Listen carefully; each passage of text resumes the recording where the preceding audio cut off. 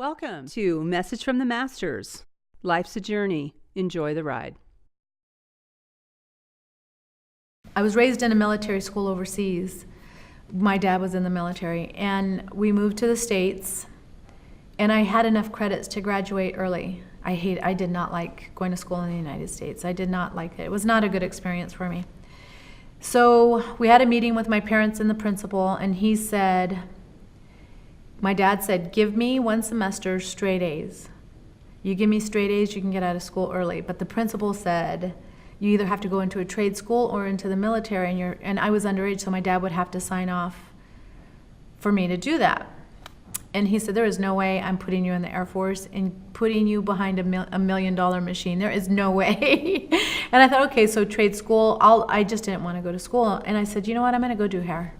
It's so interesting to me. I never in my life, when I was growing up, thought I'm going to go do hair. I never had that. I went to cosmetology school, and what was interesting is cosmetology school, I went to school during the day, and I worked there at night in the lab to make income. And I was the one that was mixing color for all those students.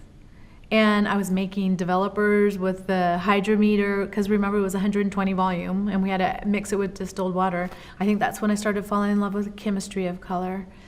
And just doing it I thought, this is really cool. And it just kept going and going, and I kept pushing myself. I want to be good at this. I want to be good at this. And my dad taught me, if you're going to do anything, it's got to be 100% or don't do it. So I just kept pushing myself, and I just love it. I haven't looked back. I find failures are where I have learned the most. It was hard for me to grasp color. I was a disaster. I was a disaster. You should have seen me whenever I color hair. It was either orange. I remember turning someone's hair teal. I was a disaster. I didn't understand how to color hair for 7 years, and I was working behind the chair. I had questions that no one could answer, and I couldn't figure it out. That's where Hair Color Magic came about. Because I don't consider myself analytical, but I think I am, to the point where I understood that I started recognizing variables. I see patterns really well is what happens. So I started recognizing these variables every time someone came in, their hair was different. So then I would write that down. And then what about their texture hair? What about the hair shaft is skinny? I can't use that high developer. Last time I did that, it went too light. That's how I was doing color. And that's where Hair Color Magic came out. I was using the same formula on everyone, thinking, okay, well, it's blonde. Let's see what happens. And it would not.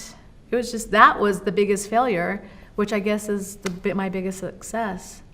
It was just those little failures. I remember going into hair competitions. Do you remember the competitions where you would do haircuts? And yeah, I would do hair competitions, and I was like the Susan Lucci of the hair cutting competitions. I just couldn't. I would get 3rd place, 4th place, and then I just kept pushing myself, and then I finally won, and then I was done with that.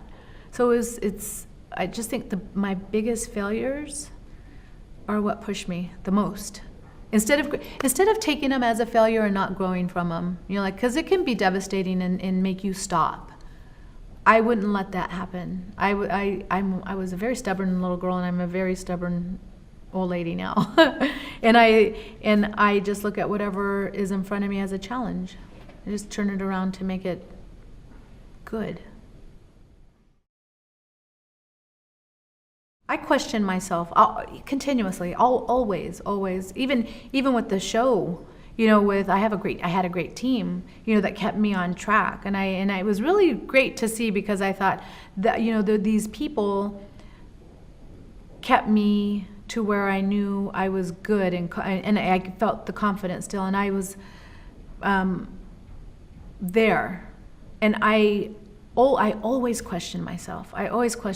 Is this going to be enough? Is this going to be good for the class? Am I giving them what they need? Am I reading them correctly? Am I doing the right thing? Am I on the right path? I always question myself. Always. Because I find that if I don't, I'll hit a wall. Something happens, and I'll be like, that was really dumb. I shouldn't have done that. I keep really good people around me. People I trust, people who I honor. And if I listen to my instincts because I believe, they were given to me for a reason. And I'm very good about my listening to my heart. And I think you're only as good as the people who are around you because they keep you who you are. And I think that helps me the most. I hashtag never stop learning. And that's the golden ticket. I think when someone isn't trainable, teachable, or able to take information from a good place or a safe place, and they don't keep growing or pushing themselves to grow, that's when the success stops.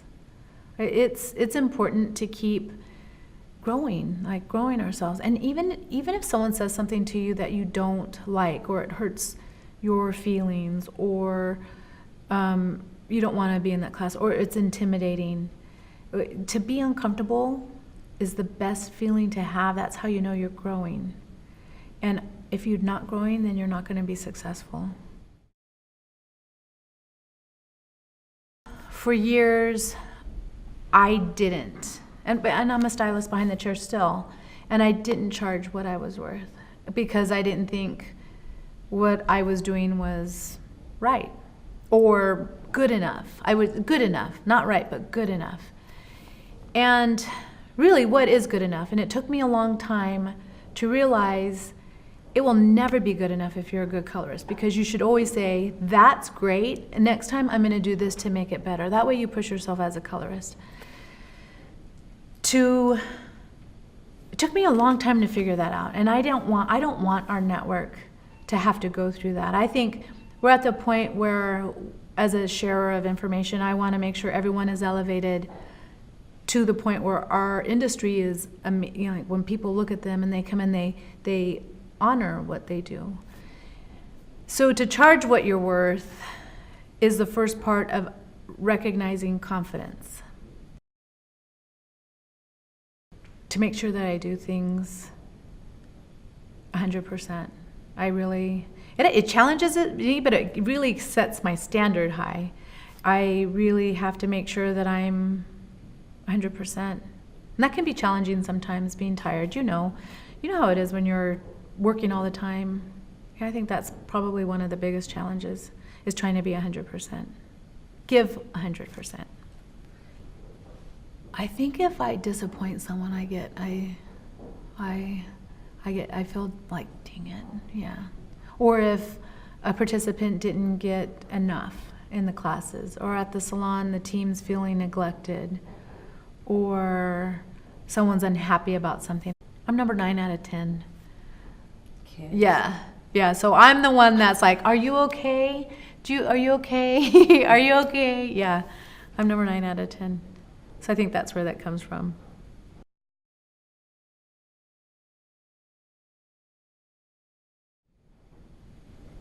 Congress. I think Congress pushes me. There's that feeling, that uncomfortable feeling that I get, and it's that feeling where your hands get, sweaty, and you can feel your heart beating, and there's that adrenaline rush, that uncomfortable feeling. I think that pushes me. Doing stage work pushes me a lot. Or even prepping. There's just prepping to get these colors done and making sure everything's perfect. Yep, that was uncomfortable. There was a moment, but it was good. Yep. Your first salon is going to start your career. And if you have any doubts, then it should be a no. Listen to your instincts. And it is okay to say no, even though you want it badly. Because if you get in the wrong place, it can be devastating. So interview them as much as they are interviewing you, and you keep your standards high. That would be one. The second is whatever critique that they get, listen to it, take what they need from it, and become the person or the stylist that they want to be, colorist they want to be. Not to let someone else's words break them. We have a choice.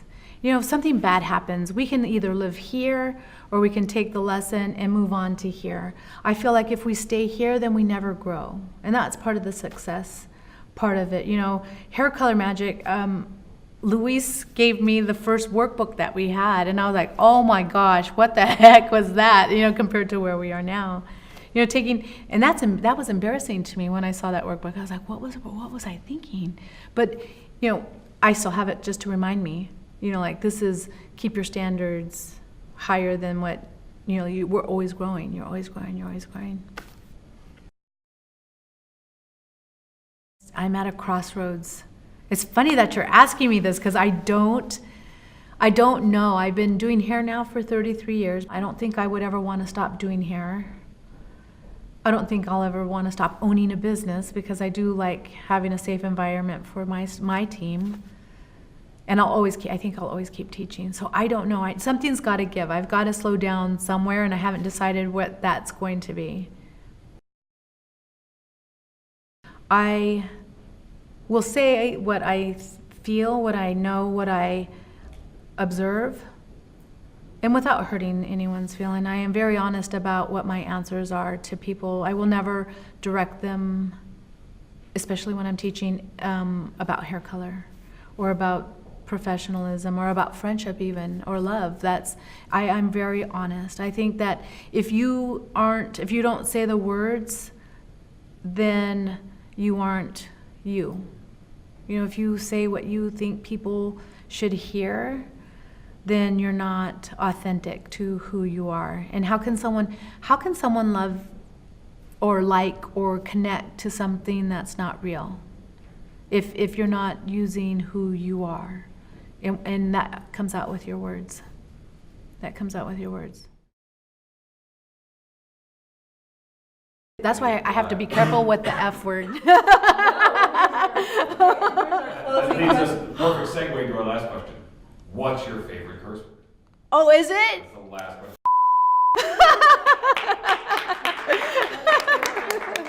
That was so good. Thank you.